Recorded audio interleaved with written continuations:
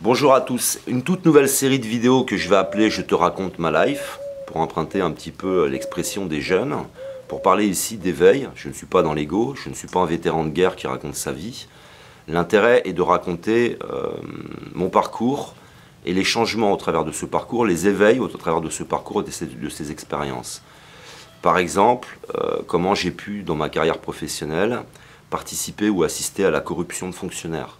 Comment j'ai pu comprendre la perversion narcissique aussi, donc je l'ai comprise dans le milieu professionnel. Prenez l'image de EasyJet.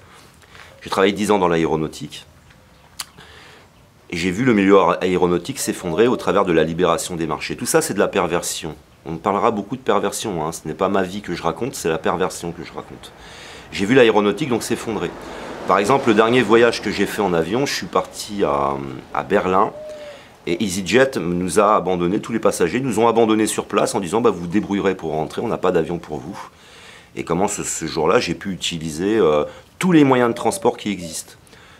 J'ai utilisé les navettes automatisées, j'ai utilisé le taxi, j'ai utilisé le bus, j'ai utilisé le train, j'ai utilisé l'autobus, etc. C'est-à-dire qu'on vous abandonne, une nuit d'enfer. Qu'est-ce qui se passe? Et quel est le lien avec la perversion? Quel est le lien avec les événements que nous sommes en train de vivre ici? Tout ça, je le développerai.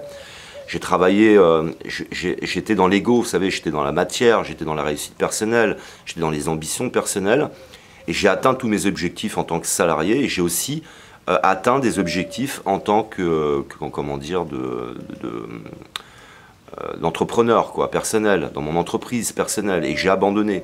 J'expliquerai tout ce que j'ai un petit peu vécu.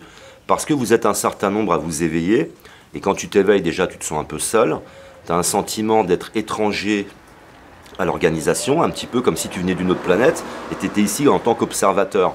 Tu vis des sensations comme ça étranges, où tu n'appartiens plus à ces paradigmes, tu vis tout un tas de choses. Donc tout ça je l'expliquerai au travers de mon parcours.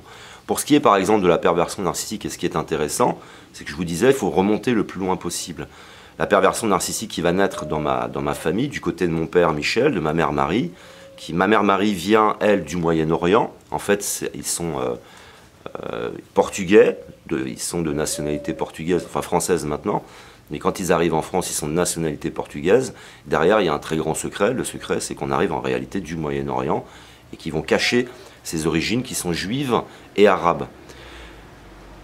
Et on verra comment notre aussi identité nous influence et peut nous influencer dans l'éveil, même notre prénom, j'en ai parlé dans des vidéos, notre prénom agit sur nous, mon prénom David agit sur moi, et j'ai aussi par exemple ma mère, le nom de ma mère veut dire Baphomet, et par exemple, c'est là aussi je vais encore aller plus loin dans mon éveil, c'est que je vais découvrir que Baphomet n'est pas le diable, qu'il y a toute une histoire qui est racontée autour de lui qui est complètement fausse, puisque c'est le patrimoine en quelque sorte du Moyen-Orient, et qui est une toute autre représentation que le diable. Sinon, c'est que je suis le diable, je porte le nom du diable et je n'y crois pas. Donc je vais vraiment développer sur tout un tas de sujets, qu'ils soient économiques, l'entreprise, la famille, comment tout ça s'installe, cette perversion s'installe dans notre société. À l'image de mon père, Michel, qui lui vient avec une famille très nombreuse, ils viennent pour la reconstruction, c'est-à-dire qu'ils arrivent de Bretagne, et ils sont touchés par la guerre. La guerre est très importante. Très importante parce que du côté de ma mère, la tribu de ma mère et la tribu de mon père ont vécu la guerre, ont vécu l'exil, ont vécu énormément de souffrances et ont vécu aussi dans le modèle qui influence, lui, la perversion narcissique.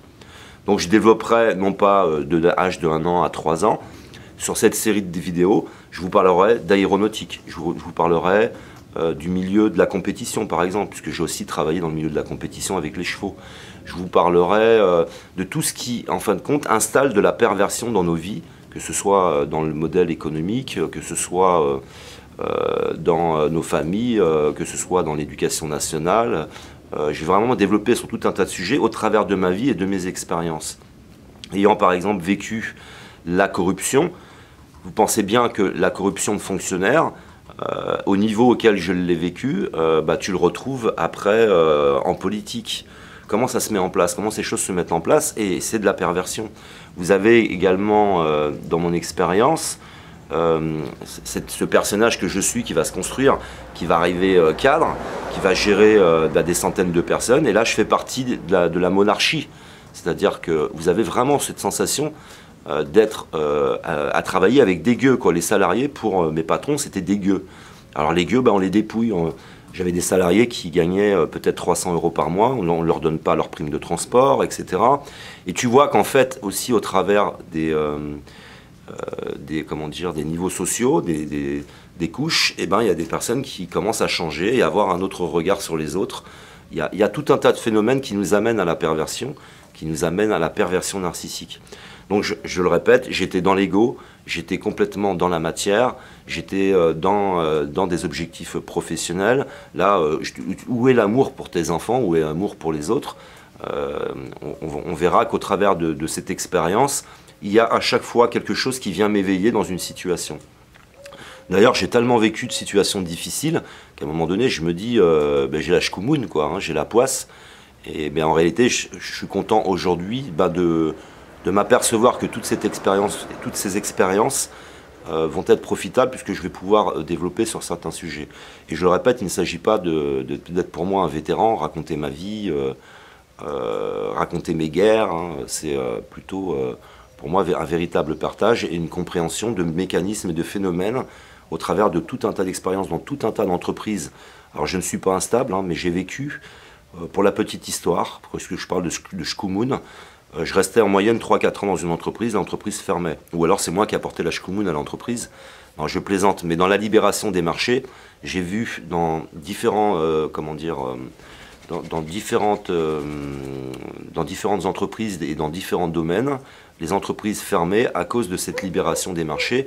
Et j'ai vu des mécanismes aussi s'y mettre en place au travers de licenciements, au travers du recrutement, où par exemple on va vous demander de recruter des personnes extrêmement jeunes.